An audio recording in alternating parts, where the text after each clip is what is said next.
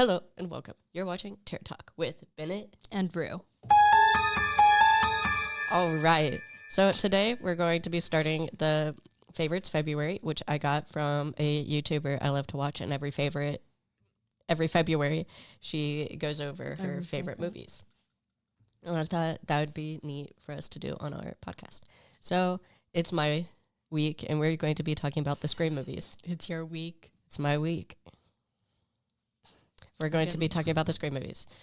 I would say Scream and Silence of the Lambs fight for my favorite spot on favorite horror movies, but I would say Scream is a lot more famous, so I decided to go with that one. And so next February, I might be going over Silence of the Lambs. Yeah. So I'm going to be going over all the Scream movies because obviously there's I would just say There's 6 of them, so you're so right. I know. Yeah. Because guess what's coming out soon? 7. Scream 7. Get out. Okay, I'm clicking the end button. I will break your nails.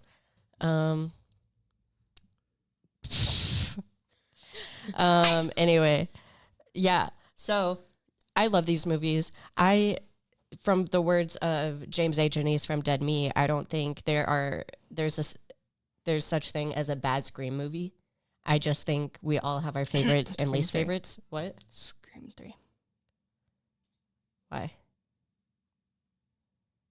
What? I don't remember. It's just not my favorite. Well, you can't say you don't remember why. You have to know. I don't remember why. Okay, continue. So I would say my favorites are probably the original Scream and Scream 4. I really like those two. Obviously Scream 1 because classic, it started everything. And Scream 4 because I like the idea of the 2 killers, which, by the way, we are going to be talking about each killer in this. So if you haven't seen them, watch them, but also why haven't you seen them? Yeah. Why are you watching a horror podcast and you haven't seen Scream? So yeah. You just reveal that you haven't seen Scream. Never seen it, guys. I watched them just for this podcast. Yeah, just for the podcast. Yeah. I would say my least favorites are 2 and 3, and I'll get to why there. You better come up with your reason why. Okay? You can't just copy off me. Okay. So first, obviously, Scream 1, the original Scream, where everyone who saw the movie when it came out got tricked thinking Drew Barrymore was going to be a main character because she had been publicized on all the posters, and she was killed immediately. And that is what kind of sparked everyone into being like, whoa, this is going to be a good movie. And what I also really like about this is that Scream introduced so many things into the horror genre. Mm-hmm. Each movie does encapsulate a theme of its time. So obviously Scream 1 encapsulated the slasher. And obviously all of them have the slasher, but they all kind of pick out what... The specific. Yeah. Like Scream 4, my other favorite, they encapsulated the gore porn thing of it. But they also introduced... I'm trying to find the word for it right now. They introduced pop culture into movies, which I love. All of the references because are wonderful. All throughout movies now, they constantly talk about pop culture, music, movies, movements. In movies now, that is normal. It's normal for the characters to talk about things that are happening in the real world. Before Scream, that didn't happen. Scream introduced talking about movies in the movie, music in the movie. And I think that's really interesting that before that, it wasn't totally normal. And obviously, that's super cool. And also Tatum, which is Sydney's best friend, who a lot of people forget about, which is sad. Tatum should have lived and should have at least been in the second movie, I think.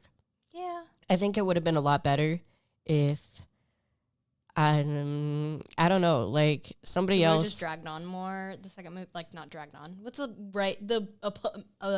nice way to say dragged on? I have no idea what you're talking about. I don't know. I feel like it would have created more plot in the second movie if she lived. Yeah, because we often forget how close Sydney and Tatum were. Yeah. And Tatum and I forget his name. We're brother and sister. And I also forget people forget that they are brother and sister because she just like died so early. So I think she should have stayed to help build that relationship between her and Sydney and her brother, so that when she died in the second, because I think that it could have been better if she died in the second, it would have more emotion to it. And also her character's just great. Because although I love Sydney, Sydney's a great final girl and Scream Queen, she is a big point in the movie is that she isn't very into her sexuality. She doesn't like the idea of sex or stuff like that, and that is a big point between her and Billy. But Tatum, she is. She knows her body and she's comfortable with it. And she wears things that are a little more sexual, revealing. And especially in that time, that wasn't a huge thing that occurred, especially with them not being shamed for it. Yeah. So I just think Tatum was such a good and pretty round character for how little we saw of her. And she should have been in more. She should have been in the second. And I think that would have strengthened the movie so much. Yeah. I agree with that. That's my only commentary for that. Okay. I agree. The two killers. Do you know their names? You know, if you asked me at any other moment other than right now, I would tell you. I Billy Loomis. There we go. I'm like, I just said one.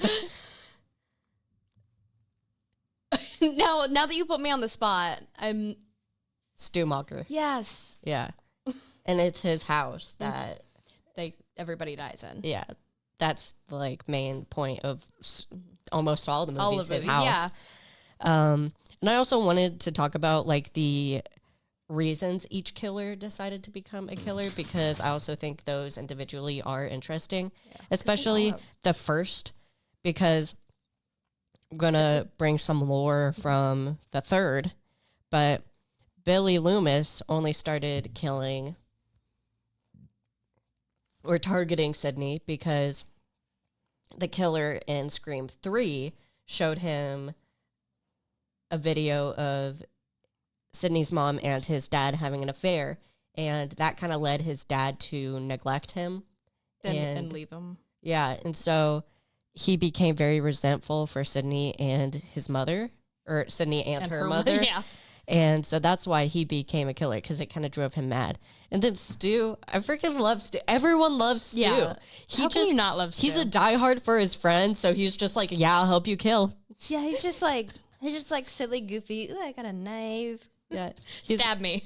Like not like he says, just stab me. Yeah, Let's so he's like, this. My bestie wants to become a serial killer and take revenge on this girl. Hell yeah.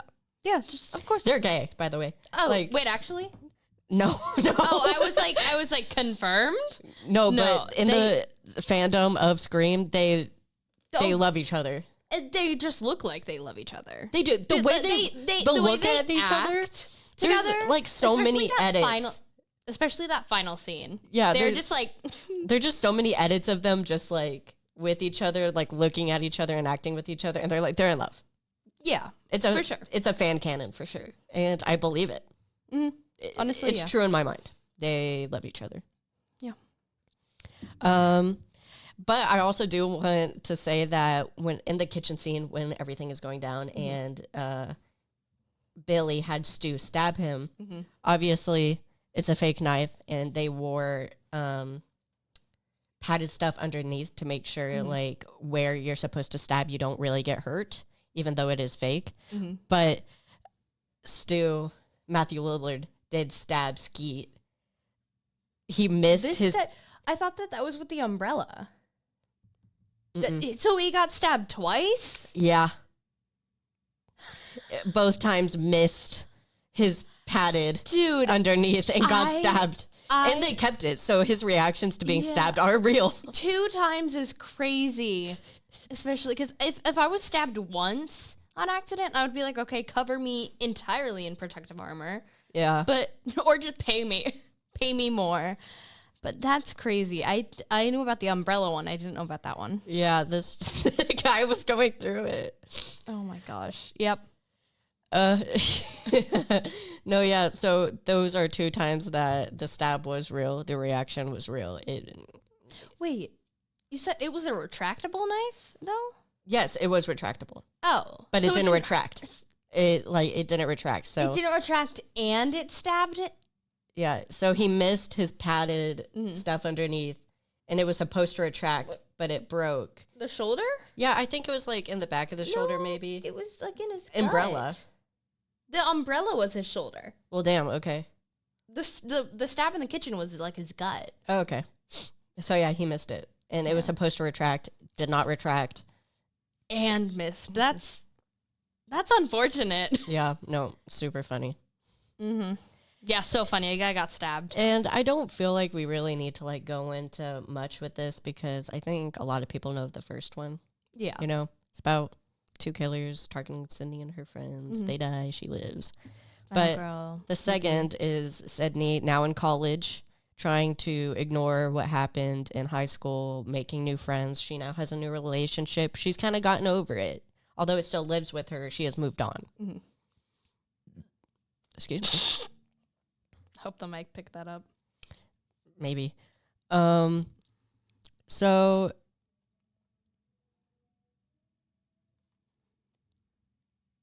that sounded haunting. Yeah. Oh. Somebody was just like echoing, like singing. Okay. And so this one, I really like it. And it is one of my less favorite ones, mainly because I do think it is dragged a bit. Mm-hmm.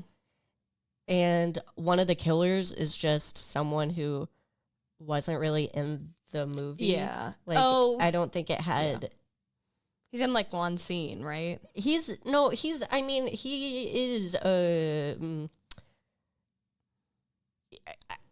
towards the beginning, he is in quite a few scenes. But then at his Ghostface reveal, he hadn't been in the movie For until like an hour. 45 minutes. Yeah. So it's just we see him for kind of the first half of the movie. We don't see him for 45 minutes, and then he's revealed to be the Ghostface killer. And although his reason is probably one of the most, I would say, believable real life reasons that someone would do this, it's also just not very exciting compared to the last previous, 2 yeah. and the other killer's motivation. Mm-hmm. So it's like wishy-washy. I do really love whenever characters get hobbies, though. Not that I'm saying that's a really bad transition. I'm not saying I love whenever murderers have hobbies. no, like that was a bad transition. I wasn't talking about the killers. I've moved on to Sydney because I think it is so easy to just be like, she lived through a serial killing and that's her personality. But no, she's going to college for theater. She likes theater. She's getting a personality, which I really like, because although she had a good enough personality in the first movie, she had no hobbies. We didn't know what she liked. yeah. So I like now that we're getting some lore to her. She's becoming more of a person now, and I really like that. What I don't like is the freaking musical number in this. And though I wouldn't call it a full-on musical number, there's still a song sang, Yeah. which is so random. And it has nothing to do with the theater. It's just her boyfriend singing it to her in a cafeteria. Did not have to be there. It's awkward. It was a very hard watch. Yeah, it It's did. like, oh, this is There- not what I was expecting to Yeah, watch. there was no need. Mhm. And another thing, another reason why I didn't like it as much is because although to tie in the kind of theater aspect of this movie, the killers reveal themselves on the stage of the set that Sydney was preparing for. And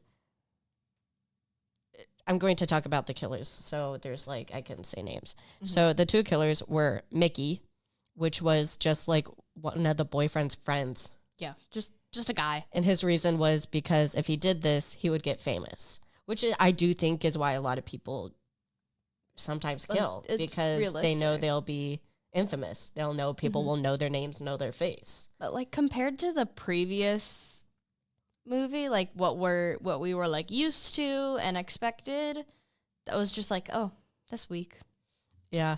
And it's just, I feel like it would have been a lot more powerful, the getting famous reason, if it was a better character, like a character we knew. Mm-hmm.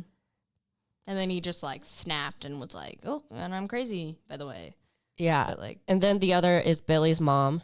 Which and she's avenging the death of her son, which is very reasonable, because if someone killed me, my mom would kill them. Yeah. Like, let's be real. Yeah. So I love how she also just like comes out like fully dressed in like a suit, and she's like such a girl boss. I know. It's like it's like a white suit too. Yeah, I do think. Like she's like, I'm ready to get blood on my suit, and I love that. Yeah. Like, I just love her. I do think she should have been in a little more. I know during the movie she was with Gail quite a bit, with scenes with Gail in them, but I still think... But it wasn't I think it would have been a lot more... I think it would have been better if there were some scenes with Sydney, you know? Yeah. Wait, no, I retract that. Sydney would have recognized her. Never mind. Sorry. I take back that statement. Yeah. I don't know. Maybe just have her a little more interact with more characters than just Gail. Mm-hmm. Because it was just, yeah. So, like I said, the Ghostface reveals are on the stage around the play. Billy's mom gets taken down by styrofoam bricks. Yeah, I also have a pet peeve about that. She gets an axe and starts cutting the Sydney. Yes. Yeah. Sydney gets an axe, starts cutting the strings that control to the fly rail. In the grid, yeah. But like, she could just pull the lever, and she's all an actor. Come falling down. She's an actor. She would not know what those do. Like, let's be real. Actors do not know how to work the things backstage. I guess I didn't think about that. My brain was just like, oh, she's in theater. But, okay, it makes sense now. But that was bugging me. Because I'm like, girl, just pull it. I know that from my experience, the actors have no clue what happens or how it happens backstage. Mm-hmm. So if any of the actors I knew were in that situation, they would use the axe as well, because they wouldn't know what to do. Touche. Yeah,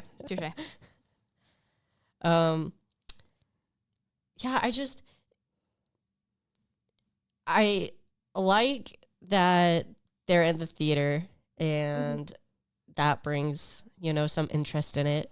But just her getting taken down by styrofoam bricks. There was so much. Well, she was taken down by the lights too. But it was mainly the styrofoam bricks. Yeah, and it's not like that the movie used styrofoam bricks and like was pretending it's real. No, it was styrofoam bricks being styrofoam bricks. Mm-hmm. Like they were like a piece of a set. Yeah, so it was they weren't trying to convince us that they were real bricks. Yeah, it was like, you could have like just had no bricks there, just had the pole that flies down and just hit her, and that would have been perfectly fine. Mm-hmm. Would have done the job. But, styrofoam? And also, I do want to say that Mickey is killed by Billy's mom. That's how he goes down. Well, he's taken out by Billy's mom.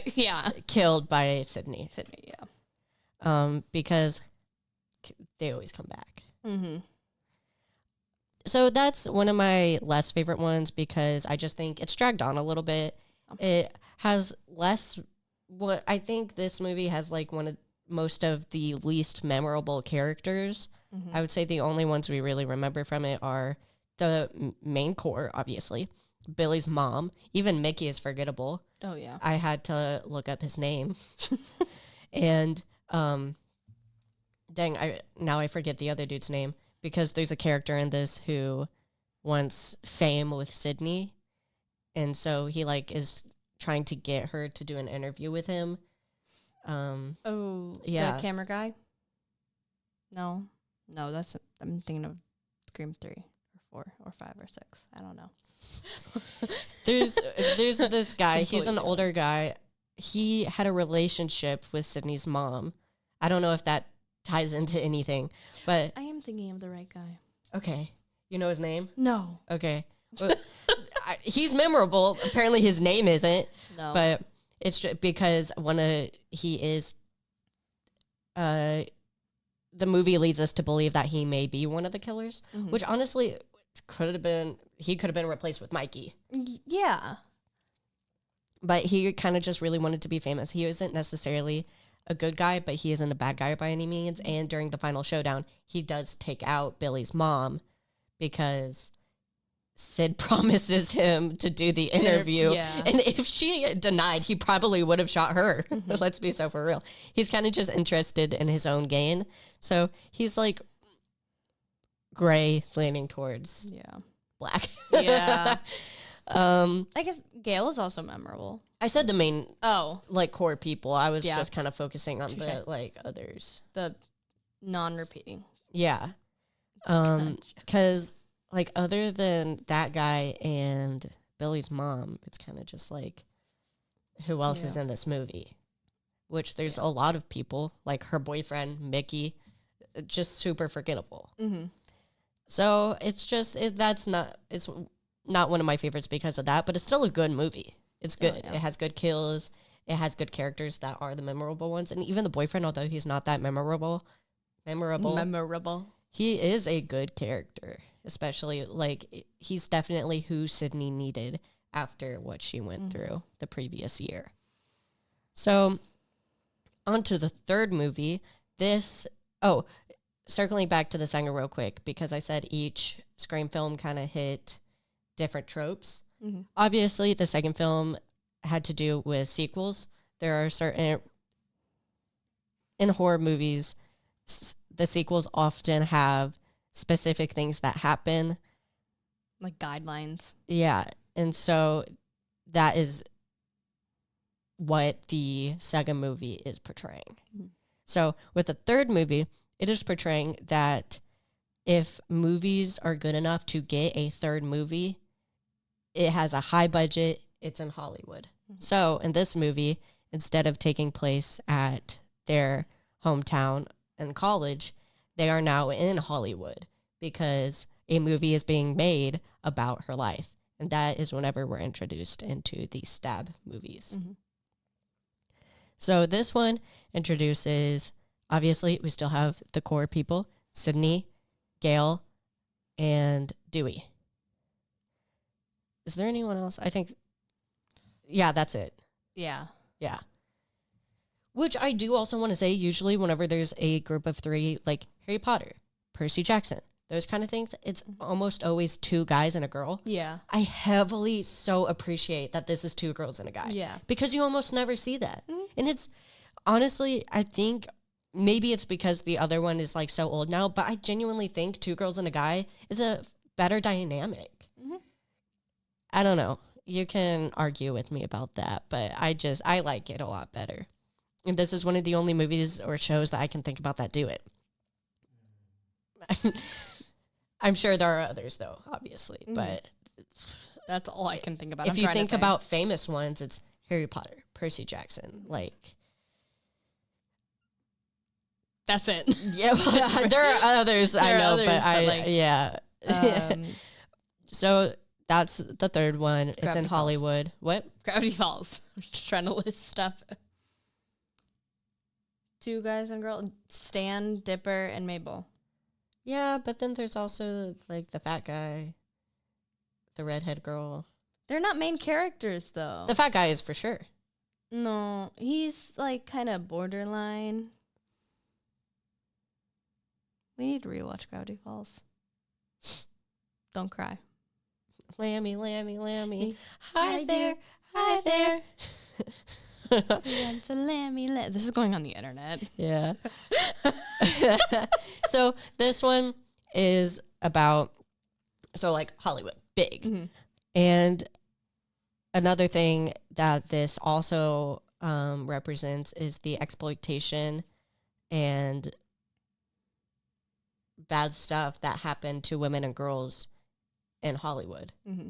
Because, and it still happens to this day, it's still pretty relevant, because several female characters in this movie were used and had to do things to get to where they were because they were women. Mm-hmm. And again, this is a comedy, so it doesn't, or I would say it's a horror comedy. Yeah. Yeah. Or I wouldn't tag it as a comedy, but it has more humor than a regular horror movie. Yeah. If that makes sense. It's a horror with comedy. Yeah. So obviously it doesn't dive too much into this, but it's very prominent. Mm-hmm. It's like, and they did do this before the like Me Too movement. So they weren't doing it as a, we support this kind of thing. They were saying it as, hey, this is what is happening. Mm-hmm. And I appreciate that. So the plot of this is they're making a movie about Sydney's life. And there's oh my gosh. You can do it. There's a killer going around killing people who are on the set of it. Mm-hmm. And so obviously some people don't want to, what? Who could it be? Some people don't want to continue with it. Some people do, yada, yada. Killing spree happens. This one is one of the least that Sydney, how do I phrase this? This one is not very focused on Sydney mm-hmm. Prescott. And I think this is one of the only ones that is not totally about her. It's about her mom. And this is kind of to explain how everything came into place before the first movie. Mm-hmm. So this is almost Gail's movie, because I would say she has the most plot, the most time on screen. And this also explores the actors who are portraying them, who portrayed Sydney, who portray Gail, and all that. Also, the girl who is cast as Gail. I love her. I hate her. You didn't like her character? I thought she was so funny. I mean, yeah, but I'm just like, ugh. Why? I don't know. I just have that feeling. Really? Mm-hmm. Is that why you didn't like this movie? Because I would say she's one of the main persons. Mm-hmm. Okay. Probably. Okay. That makes sense.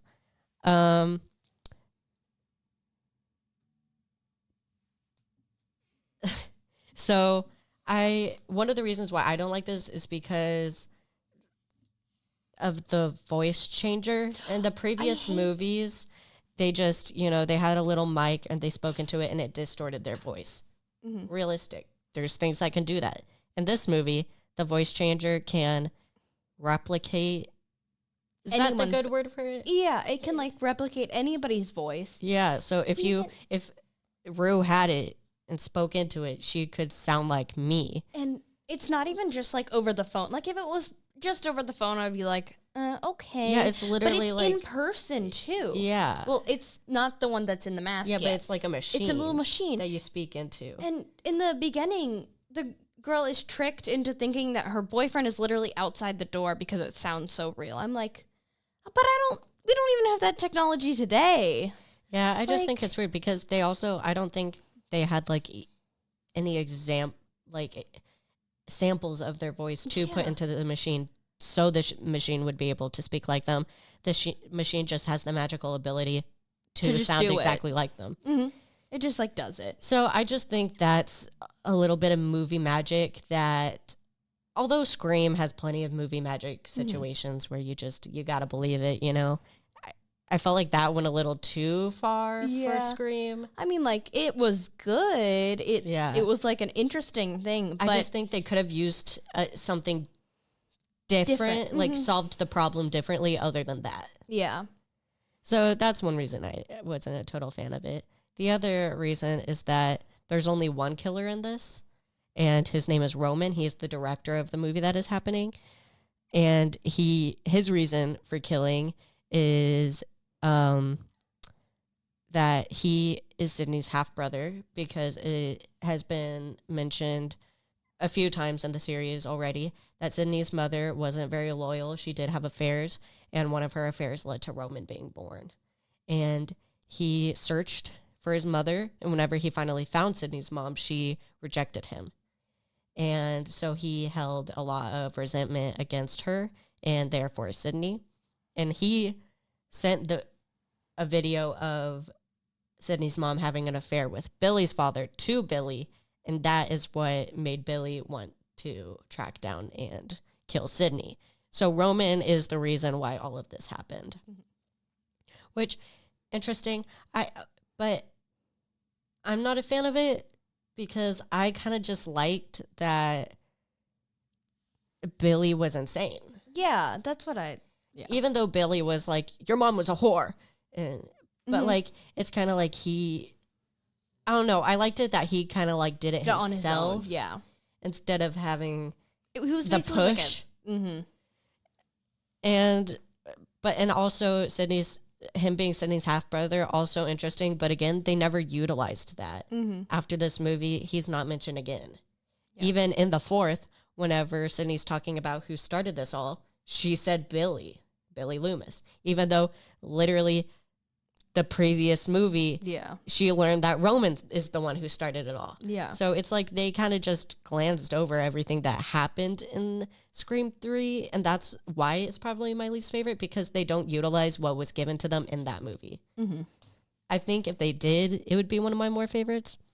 It's just like irrelevant. Like, it could be really sucks because it could be thrown out. Yeah. Like, I want to be a director, and the director in this is the killer. Mm-hmm. And it has a lot of movie making, like real actual movie making stuff that happens in the movie. So I think that's all interesting. But then I'm like, they really let Roman down with everything. Yeah. But I do want to say, he got stabbed in real life again. Are you serious? Yeah. There's a scene, the showdown is in a bar in a mansion, and Sydney is supposed to take an axe pick and kind of put it in like his shoulder neck area. Mm-hmm. Yeah, she missed his padding, and she legit stabbed him with an ice pick in his shoulder neck area. And again, they kept that scene, and so his scream of pain is quite real. That's actually crazy. No, yeah. I feel like the safety director for Scream needs like to go back to training or something. Like, no, they just need Sydney to aim better. Well, yeah, but also, guys, just put more padding on them. Like, where did the padding go up to? Like, she was. I'm assuming it's kind of like tank top. Girl, like, I would put more padding, especially if she has a history of stabbing people. Like, no, put more padding. Just, like, put a shoulder, whatever this called, shoulder pad. Like, something else. No, yes. Oh, my gosh. So, yeah. Like, someone else got hurt. Who knew? So, I did want to say that ice pick his scream was real. Which, honestly, I watched it back after remembering it was real, because I knew, like, in the little crevice in my mind, I knew some of the stabs in the Scream movies were real. I just didn't know really which ones. Mm-hmm. And after I watched it over, I was like, yeah, that man's in pain. Yeah. That is crazy. An ice pick, too. That would be horrible. Yeah. I'm also not quite sure if it totally was an ice pick. It might have been like a knife sharpener, because in my mind, those two things look very similar. Still. Yeah, it's not good either way. No, that would hurt. Like, especially in the shoulder. Like, there's so many things. There's so much stuff right there. Yeah. Ugh. So, yeah. Yeah, it's a good movie. And like I said, there's no such thing as a bad Scream movie. All of them are good. I would just say 2 and 3 are probably my least favorites, because they are the least memorable. Number 2 being because none of the characters are memorable, and number 3 because they didn't utilize any of the characters that were memorable. Anyway, so the next is Scream 4, which is also one of my favorites along with the original Scream. And sadly, it is the last Scream that Wes Craven directed before he passed. So R.I.P. Wes Craven. I love him. He's done so many good movies. Mm-hmm. Like, I can't. So good. And so for this movie, okay, track back a little. Number 3 was supposed to be the end. It ended with Sydney, like, finally kind of accepting everything, who she is, what she's been through, and she's like, time to start a new life. This is over. And the ending scene is like her not locking her door, leaving it open because she kind of, it's like it's all safe now. Yeah. It's like showing that she feels safe enough to do all this. Mm-hmm. Yay. Also, just close the door. Yeah. Like, she like leaves it open and it's like, walks away. I'm like, girl. She also has a dog in that movie, which should have been utilized a lot more too, because doggies. When I saw that the dog was in that movie, I got so scared. Like that first scene. Oh, Wes Craven would never. Yeah, but I was. No. Scream movies would never hurt an animal. Nuh-uh. Okay, so I did want to say that, because that was supposed to be the last Scream movie. But now we have 3 more. And the 4th is kind of them trying to bring in the new generation, which is what Scream 5 did. But Scream 4 is they're adding a new generation. We're focusing on Sydney's niece or cousin. Focusing on Sydney's cousin, who is the age Sydney was when everything started in the first movie. So we're around her group of friends, which is Jill. That's it. That's it. That's actually, Kirby. And a girl who dies too early in the movie for me to remember her name. So that is our now 3 main characters. So in the movie, someone dies, and now Sydney is coming to stay with her because she kind of now knows that whatever ghost face this is now targeting her cousin and not her. So she wanted to be there for her cousin, protect her, kind of give her advice on how to get through this. And yeah, just don't call the police. No, the police are called. Yeah, like, they're waiting outside the house and everything. Yeah. But for the first, like, main kill of the movie, which is kind of how this, like I said, this movie is portraying of the, like, torture porn, gore porn of the many horror movie tropes. Mm-hmm. And so the first kill is Ghostface just butchers her friend that lives across the house, or across, next door neighbors. Yeah. And whenever Sydney starts to hear screaming, so she immediately is up. She runs to the house to help the friend. But by the time she gets there, there's blood all over the walls, the ceiling, the floor. Like, literally everywhere. The friend is, like, gutted, which is up to this point, the goriest kill of the movie. Her, like, guts were, like, on the floor. Yeah. And I was like, oh. Yeah, it is the most gory kill of the entire franchise so far. And that's kind of what starts off the point of this movie. And so after that, it's a lot of Sydney What? You look confused. Is this the one where there's the title screen? What? The title screen. What? The stab title screen. Yeah. Like, it ends up being stab. The beginning. No. No? Is that the next one? No, I meant, like, that is the beginning, but that's not what I was talking about. What I talked about what did actually happen. I was just skipping over that. Oh. Well, there's, like, 2 kills in that. I'm not talking about... I was talking about the kill that, like, started off the movie. Like, the real kill. The real kill. Okay. Yeah. For sure. But it is, at this point, the Stab franchise is very much a big thing in their world, because it's been so long since that happened that now people see the Stab movies as more of entertainment than history. And because Sydney sued them, they were no longer allowed to use her actual story. So after Stab 3, they weren't allowed to use any of her real stories. So all of that happened from after Stab 3 was all just made up stuff that they just did to further the franchise of Stab. And a main point of this movie is that there's going to be like a Stab marathon happening. So dumb. Yeah, And another thing that this goes into is that a lot of people are a little too into true crime to the point where they idolize the killer instead of mourning the victim. Mm-hmm. And that's also something that is relevant in this world. Yeah. Because there are several like museums for real life killers. There's you can buy things that they owned. You can get posters of them. Mm-hmm. And I'm like, there's a certain degree of you can like true crime. I like true crime, but I like the stories of the victims and you don't the glorify the murder. Yeah, the justice that gets served to the murderer. But I don't like the murderer. Mm-hmm.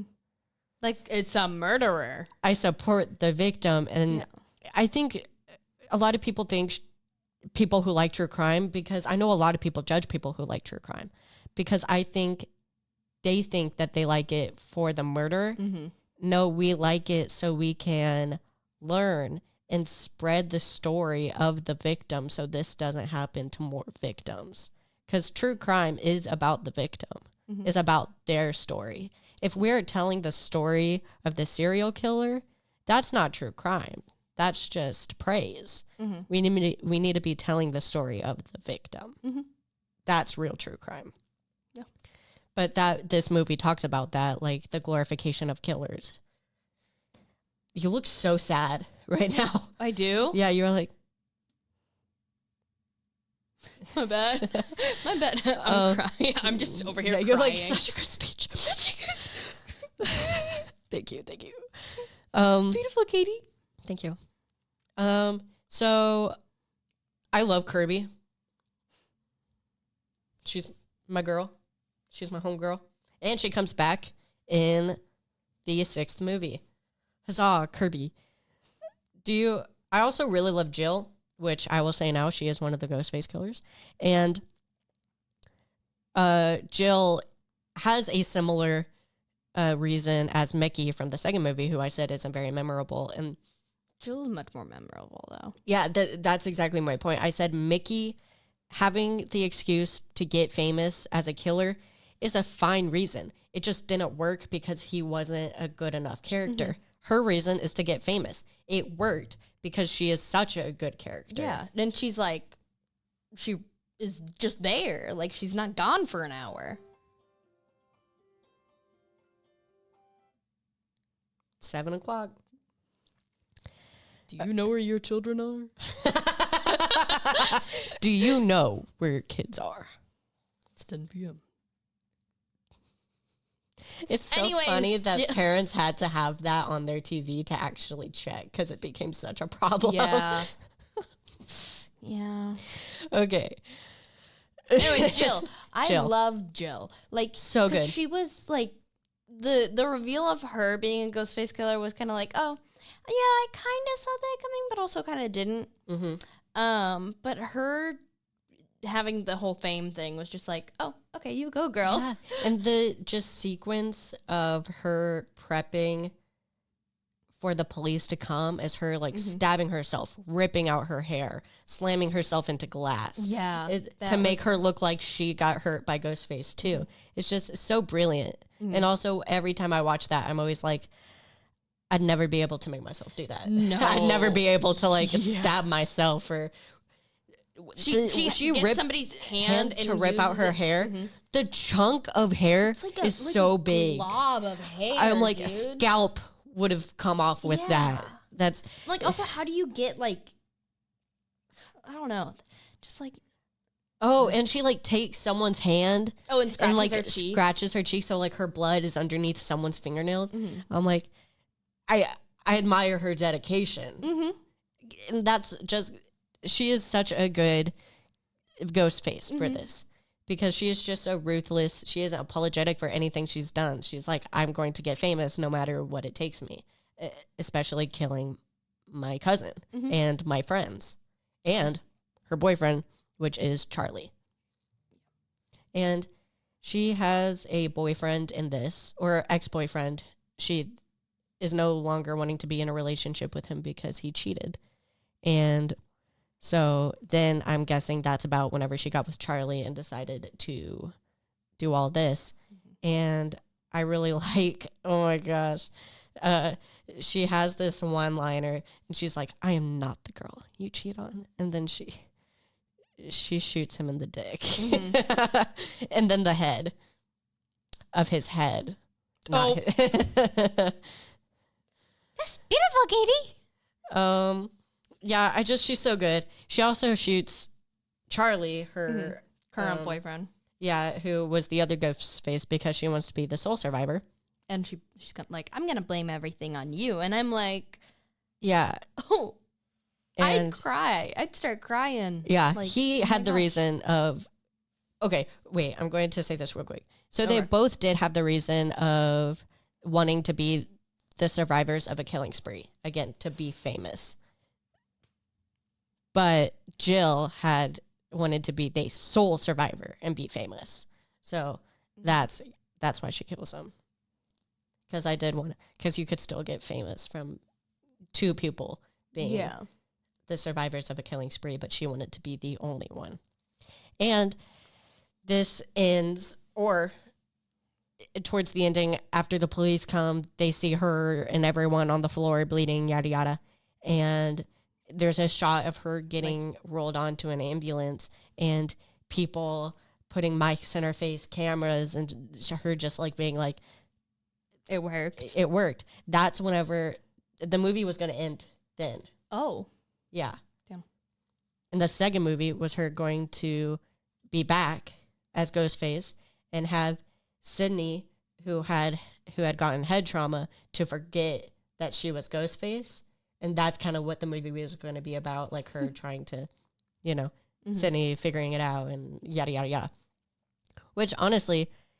that would have been good. Yeah, it wouldn't have been bad. It would have been good. But the reason why they... nope. I was thinking of the wrong movie. Oh. Anyway. The reason it got changed was because of one of the writers didn't want it to end like that. And Wes Craven was like, okay. And so then we got scenes of them in the hospital where Jill realizes Sydney had lived and tries to kill her. Obviously does not win. Sydney survives. Jill does not. And that is the ending. Yep. So yeah, I really like that one. The killers are great. Although Charlie isn't the most memorable one, he and Kirby have a good dynamic of him having a crush on Kirby for like years. And Kirby kind of starts to notice him a little more and yada yada. The line of like, do you notice me now? Or something. Yeah. That was... yeah, he says something like 4 years of high school and you'll only notice me now and stuff like that. And so obviously there's a good relationship and dynamic between those two. But I wouldn't call it a good relationship. No, I meant like a good relationship as in like... I know. Making it relevant. Yeah. But I wouldn't say he is the best, but Jill, especially her being played by... Don't look at me. Hey Siri. Who plays Jill in Scream 4? Emma Roberts plays the role of Jill. Emma Roberts, who is a screen queen upon herself. So she knocked it out of the park. It was great. Just all in all, good acting, except one thing. I don't know if it was just whenever I watched it, but it was fuzzy almost the whole time. Or was that just like my thing being funky? I don't remember, honestly. Okay. But it was like fuzzy the entire movie. But whatevs. Anyway, the next is called Scream. I hate when It's Scream 6. they just call it. They just called it Scream. Just call it Scream 6. I don't. It's Scream 6. It's not the first Scream. Don't call it Scream. Mm-hmm. Anyway, this one is now officially about the new generation, what the other one tried to do. But this one now is about two sisters who are estranged, but throughout the movie become closer. And the friend group of the younger sister, who the younger sister is played by Jenna Ortega. Also, I think now a Scream Queen because of her work in X and this. Yeah. And I think she was in like another one or something. But she has now earned her name as a Scream Queen herself. And it's about her friend group and the Ghostface now targeting them. And they're like, why is Ghostface targeting us? We have nothing to do with Sydney. There's no reason to target us. And then it is it is revealed that the older sister is Billy Loomis's child. Who he had it with? We don't know. Their mom. Mm-hmm. But I don't think it ever fully explains like why. No. Yeah. I don't think so. He somehow was able to sire a child. Mm-hmm. So the Weren't they in high school? The older sister is in college. Younger sister in high school. Billy. Yeah, they were in high school. Okay, I thought. Yeah, so he had a kid. He died senior year of high school. Yeah, anyway. Yeah. I forget if the older sister is out of college or in college. I think she's dropped out. Okay. Or she's out. One of the two. She's not in it. And I do believe that the younger Jenna Ortega's friend group is, again, the same age Sydney was whenever they were in the original Scream, which is the final year of high school, if I'm not mistaken. I'm pretty sure it's the final year. I think. And so that explains why this new Ghostface is after them, is because they do have a connection to Sydney being Billy Loomis. And also in this movie, I know exactly what you're going to say. So fine. Ski Ulrich and Matthew Lillard are probably the finest Ghostface people. Aside from Amber, who I am going to say is one of the Ghostfaces in this movie, Amber is hot. And so is Billy Loomis. And I do want to say, I watched, because one of the last podcasts I had said that I hadn't seen Five Nights at Freddy's 2. I watched Five Nights at Freddy's 2. Ski Ulrich is in that. I was like, this guy looks familiar. And my sister turns to me and goes, Ghostface. And I'm like, that's Ski Ulrich. He is looking good these days. Anyway. So what did we just talk about? Glorifying killers? Real killers. Glorifying real killers. I can glorify the shit out of Ghostface if I want. Okay. I see why you like this series so much now. But I do want to say one of my problems with this movie is that they do try and redeem him. Yeah, I noticed that they were like, because you go, girl, you do this. Yeah, there are a lot of scenes of him encouraging his daughter. The ghost of him. The ghost of him encouraging his daughter to kill these Ghostface. And though, yes, he's like, yes, kill. He's also like kill the Ghostface. Killing a killer, which that bothers me because that is trying to redeem him. And what made him just such a good Ghostface in the first Scream was just how insane he was without reason. Yeah. He did it without apologizing. He was crazy. He knew it and he was fine with it. Mm-hmm. And also just, I don't even know. It just bothers me. Mm-hmm. Like there needn't to be a reason. I don't know. I just don't like that they used him to be like, yeah, kill these bad people. Mm-hmm. No. like, I feel like it definitely furthered the plot, but it was like, oh, why are you here? Yeah, I think, I honestly, because there is such a strained relationship between Jenna Ortega and the older sister, that maybe having him there could have tried to, like, push their relationship further apart, with him trying to encourage her to be a killer, but not a killer of bad people, but like trying to like become Drive a her ghost mad. face herself. That would could've- be interesting. Yeah, but instead they tried to redeem him for whatever reason, and I wasn't a big fan of that. Yeah. But whatever. A lot of people would say that this is one of their least favorite Scream movies, and I'm fine with that. It's a whatever. It's probably like middle field for me. That's what I'd say, yeah. And a reason why is because throughout the entire franchise so far, there's been one of the things that's known for is chase scenes. There are no chase scenes. And another problem that I have with both Scream 6 or Scream 5 and Scream 6 is more people should have died. Like, I felt like there was no stakes because all of the main people don't die. They all just survive. Yeah. Like, because at the end of this, there were like, so Sydney and Gail survived after being shot and stabbed. They have like plot armor. Yeah, the two. Well, I guess like, I understand why they survived. They're like one of the people. What is his name? Dale? Who? Gail's husband. Did you just say Dale? Dewey. Dewey Dewey did die. I was thinking Gail and Dale. Yeah, Dewey does die. So Dewey does die, and that's something that, like, good. Like, not necessarily good, but like plot good. Yeah, and I feel like because they killed Dewey, they were like, he was just like so sad though. I didn't like that he died then. Yeah, I just like, because they killed Dewey, I felt like they didn't need to kill anyone else, and I would argue no.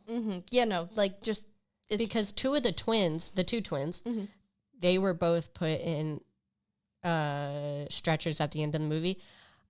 I think one of them should have died. Not because I didn't like either of their characters. They both are great characters, but there felt like there was no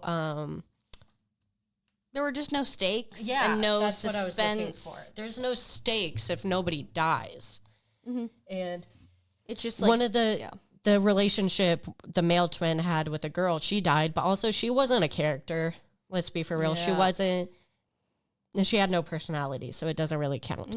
I think one of the twins should have died, and it would have been better because then there would have been stakes for the next movie. Which, again, I'm going to say in the next movie, nobody dies. Again, they get injured, but they don't die. And I'm like, it's just annoying.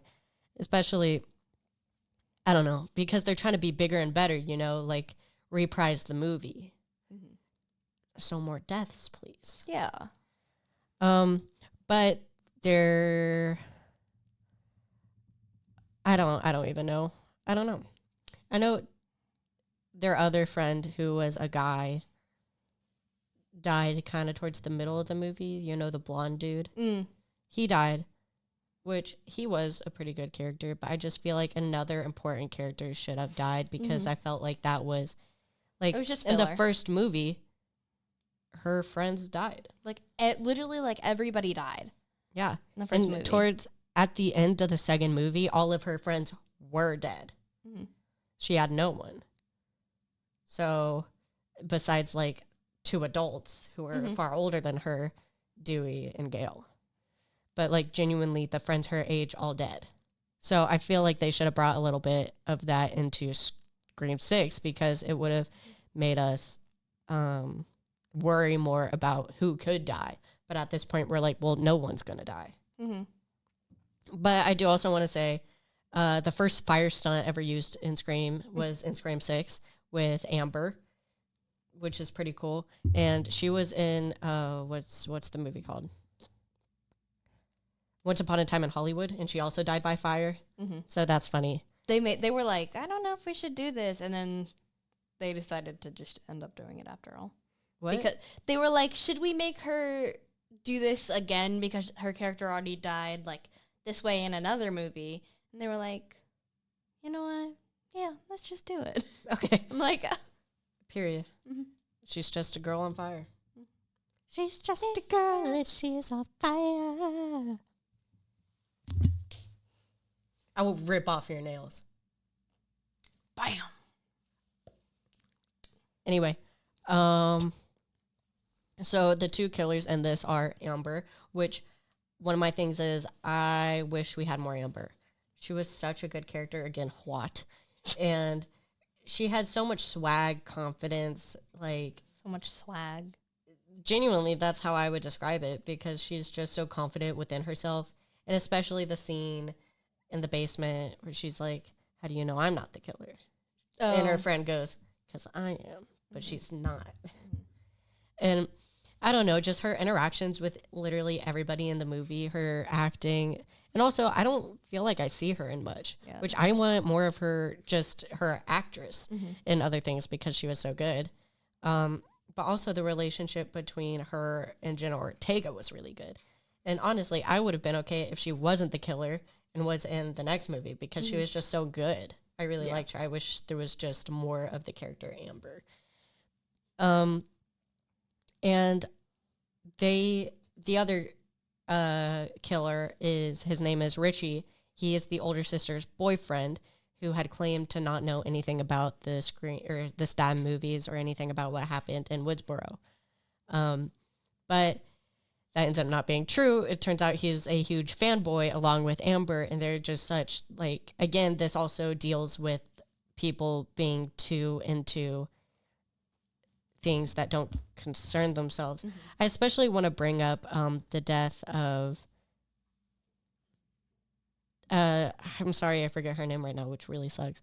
But she died in the water tank of a hotel, the Cecil Hotel. Because so many YouTubers, people, they got so personally into her case that they were like visiting the hotel. Yeah, and that it affected their lives. And whenever the police weren't going, that they had an autopsy done on her, they were demanding why they couldn't see the autopsy. Like, they deserved to see the autopsy. I'm like, you genuinely do not have any right to see it. But they were just so personally invested and felt that they were like, some were like, they're her sister. Like, they're meant to, like, that. Like, if she was never murdered, they wouldn't be interested in her. Yeah, and they got so obsessed with her to the point where it kind of showed that these people were, like, not mentally well. Like, they were too into her in her case. And that's a real situation that happened. Oh, yeah. And so that I would say people like Amber and Richie in this movie are meant to be like those people that just get way into it and feel like they have a right to know everything about her and her case and whatnot. Anyway, I wanted to say that. And also, such a tragic freaking story. Like, I can't. But they were, Amber and Richie, they were just so into the Scream movies that they wanted to provide real material that could be used to make a new movie because, like I said, Sydney sued them, so they couldn't use any of her story to make any movies.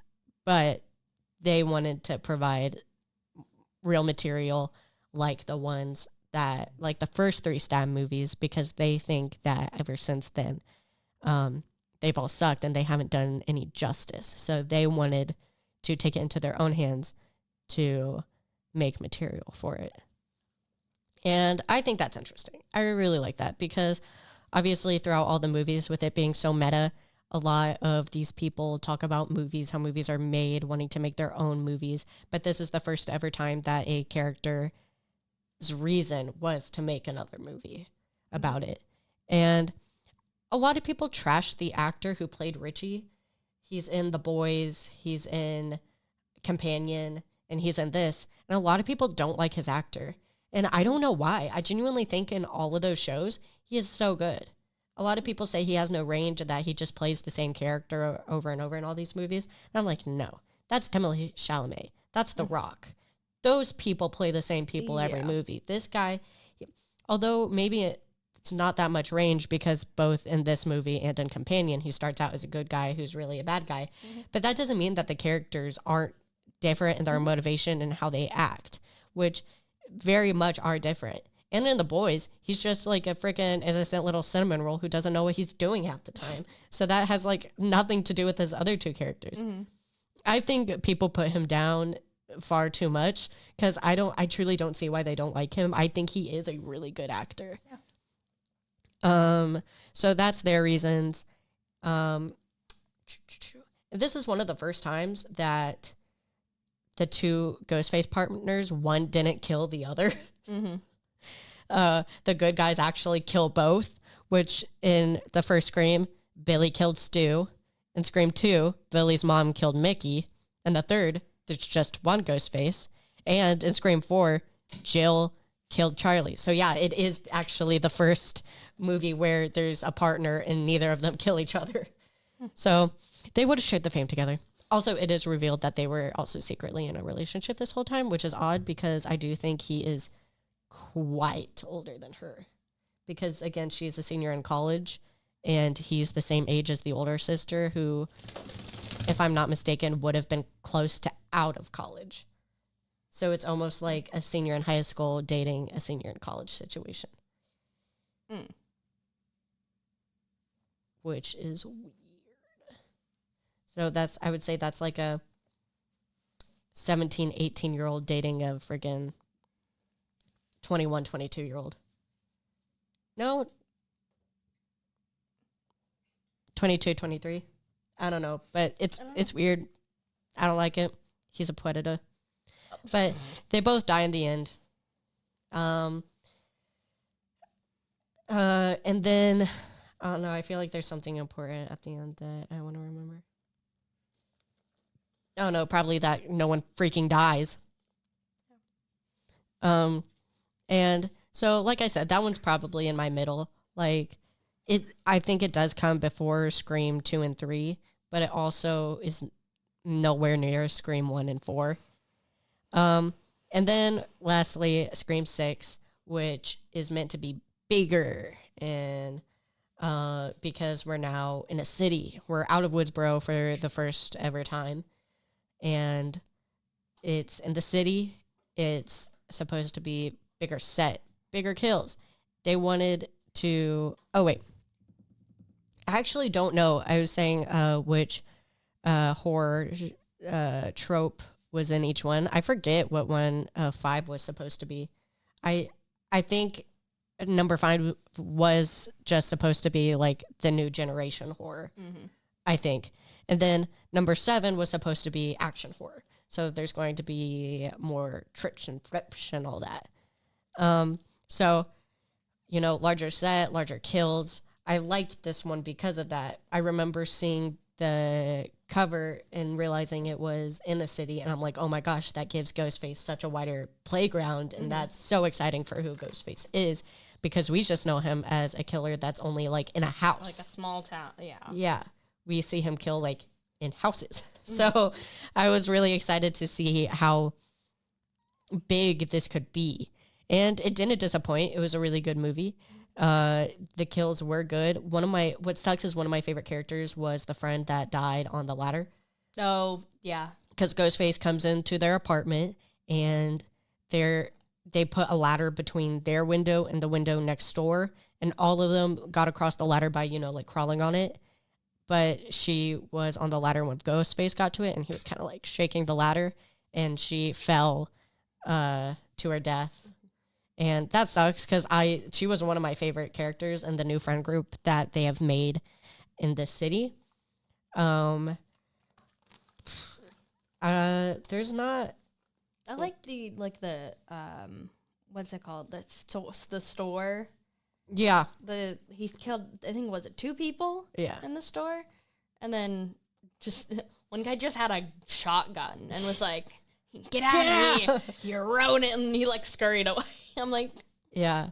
I don't know. That is one of my favorites because they're in like a convenience store. It's like in public and like, yeah, it's in public, which also what I was really excited for because although Ghostface killed ish in public, it was always kind of a hidden public. Yeah. But like he killed like in front of like 5 people. Yeah, he killed in front of people, which was also one of the first times, and I'm like, and like left them leaving or living. Yeah, leaving. It's I don't know. It's just so interesting. And then he also kills on a train or a tran, whatever it's called, tram, in front of people. So it's good. It's good. I would say this one is probably it's below my list. Probably goes Scream 1, Scream 4, Scream 7, Scream. Yeah. Scream 3, Scream 5, Scream 2. So, yeah, I don't know. I would say it's third on my list, but I would say it's a little further from Scream 4. Like, there's a gap. It's like yeah. But I like the characters. They grew the characters a lot more than they did in the previous. They gave them more personality, which, again, they need to have hobbies. They need to seem real. And in this movie, they did do that for them. And I really appreciated it. And I honestly got really sad when I figured out they weren't coming back for the 7th because we had just gotten to know these characters the previous movie.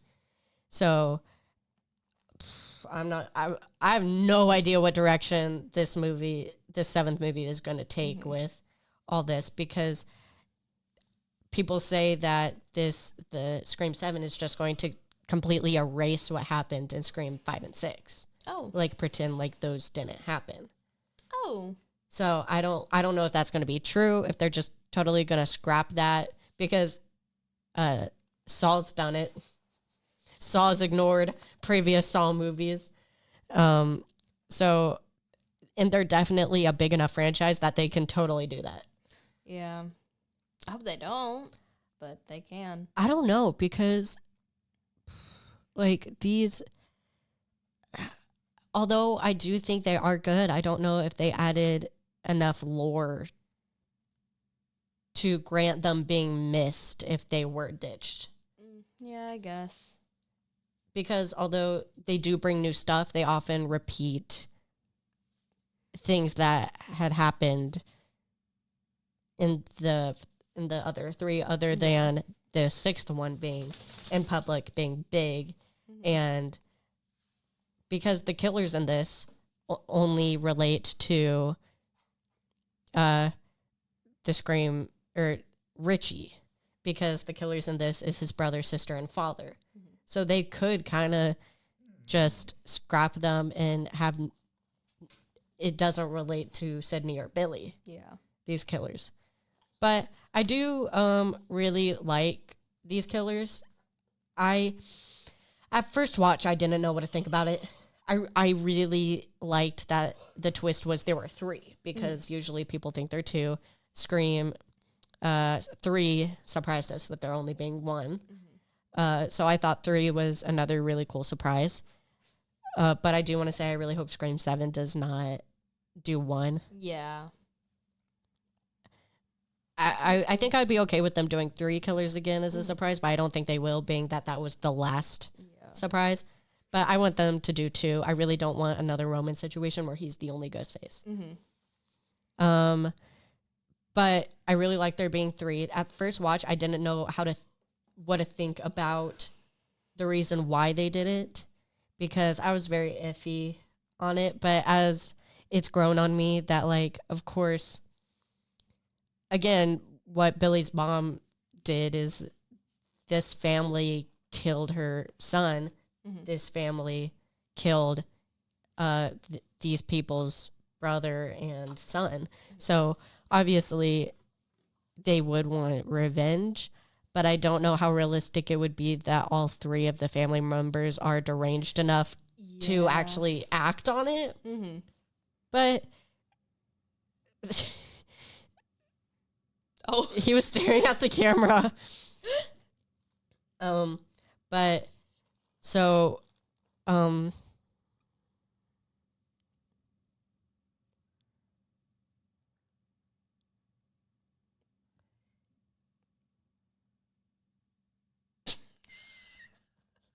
Anyway.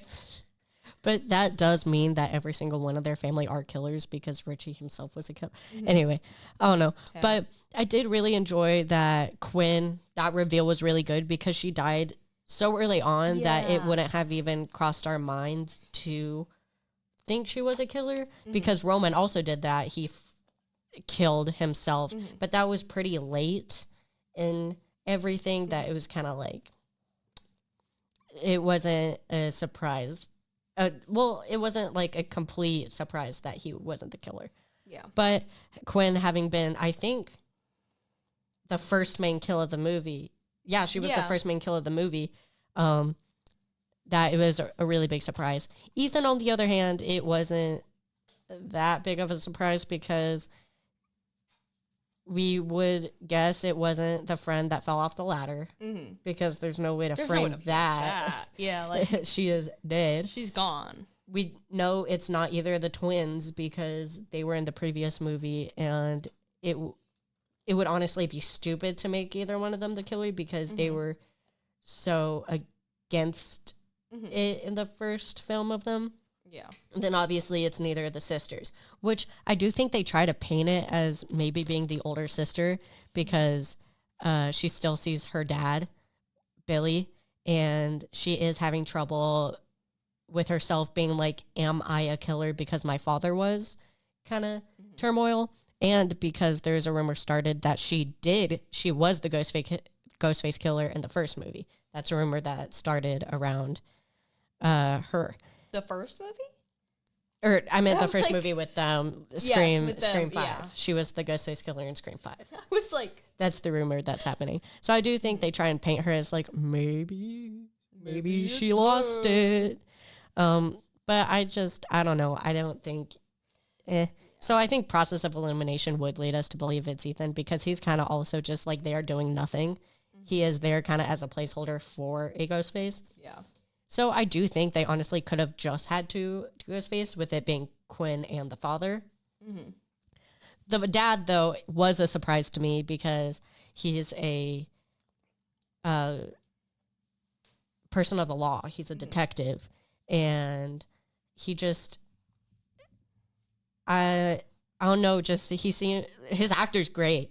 He just seems so sincere about everything and like sad, about the loss of his daughter. And obviously part of that sadness was of the loss of his son from the previous movie. And he got me to believe that the killer was Kirby because like I said, Kirby is now back in this movie and she is part of the FBI. And so she's trying to help them out.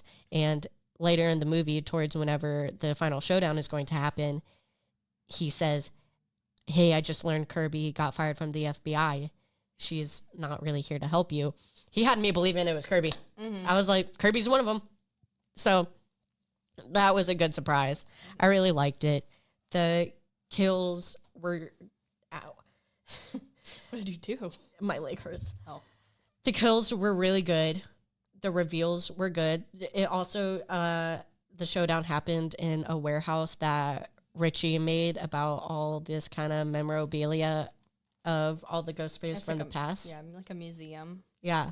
It had like all their masks, all their robes, because I think the masks for the most part, like the white part of the mask stayed the same, but the robes changed.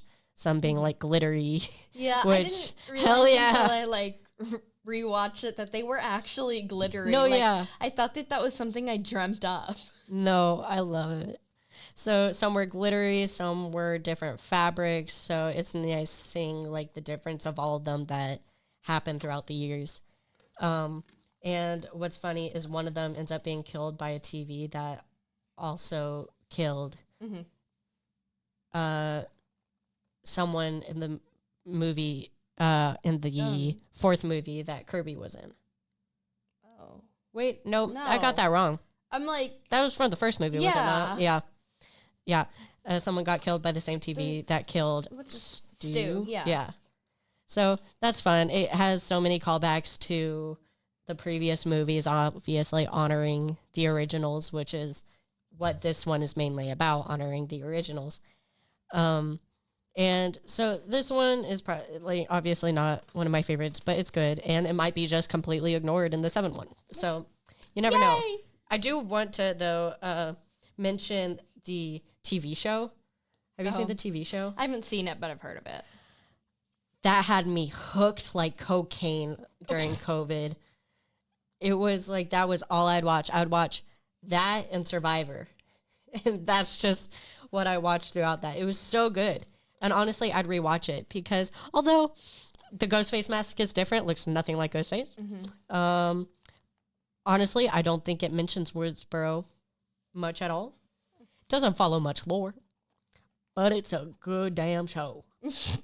And so I would say if you're a fan of these movies, I would say watch it. It's not very faithful, but it's the kind of thing that, like, if you like these movies, you will like the show. Mm-hmm. And honestly, now that I've mentioned it, I do want to rewatch it now because I don't think I finished it, if I'm being so for real. Because there's, like, surprisingly a lot of seasons. Season? Like multiple Yeah, it's seasons? a show. Oh. Because this is the kind of show that you would imagine that it would be canceled after the first season. Mm-hmm. Nope. Huh. I think it has like 4 or 5. Oh. Yeah. It's good. I also think there's gay people. So. Yay! Yeah. I would say watch it. If not for the kills, for the gays. Okay. But you do know of the show. Yeah, do you know I the know name of of the it. show? No. I'm going to look it up. Hey, Siri. What's the name of the TV show about Ghostface? It's called Scream. Oh. Is that true? I'm going to for real look that up because I don't know if that's actually true. I don't think so. Yeah, because why would it be Scream, the first movie? Okay. And the Ghostface TV show. Oh, no, it for real is called Scream. Oh. And what's the 2 dots called? Colon? No. Something like that. Yeah, Scream, colon, maybe not, the TV series. Oh. That's its name. Huh. And, okay, so it has the first 2 seasons are on, oh, so it only does have a third? Okay, so there's at least 3 seasons. So, yeah. How did I not finish that? That's like one of the... I've finished shows that had so many more seasons than that. I don't know. Maybe I did finish it. I'm just blanking. But yeah, it's super good.